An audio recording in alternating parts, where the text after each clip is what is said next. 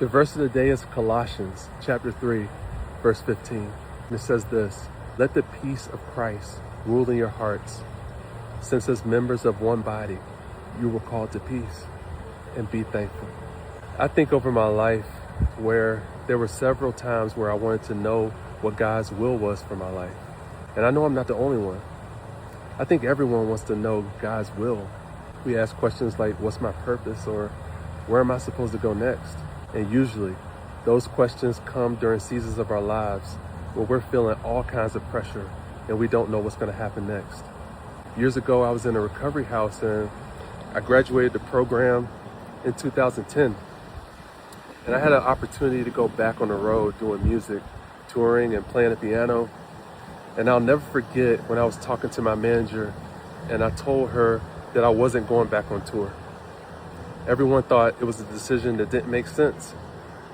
But I felt so much peace instantly when I was making that decision.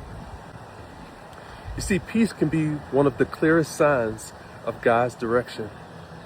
Even when it didn't make sense to anyone, even yourself, even when it feels scary, you can trust that God's peace is a compass leading you to where He wants you to go. That's what Paul meant when he wrote, "Let the peace of Christ rule in your hearts."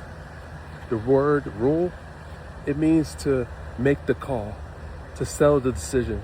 God's peace isn't passive, it's active. It steps into the noise of confusion and just makes everything make sense. God's peace whispers, "This is the way." But I want you to know that peace doesn't mean everything is going to be easy. Sometimes God's direction will stretch you, push you, or even scare you.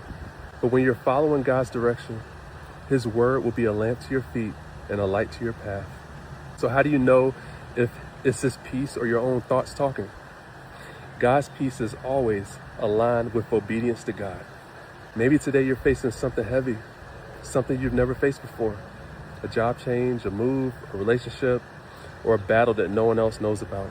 Instead of trying to find the answer, use the 3 P's. Pause, pray, and ponder. Ask God, where do I feel peace? Where do I sense peace? The same peace that guided Paul to write these words, and the same peace that guided me when I didn't know what I was going to do next, will guide you too. I love you, and more importantly, God loves you. If this blessed you, pass it on to someone who needs it.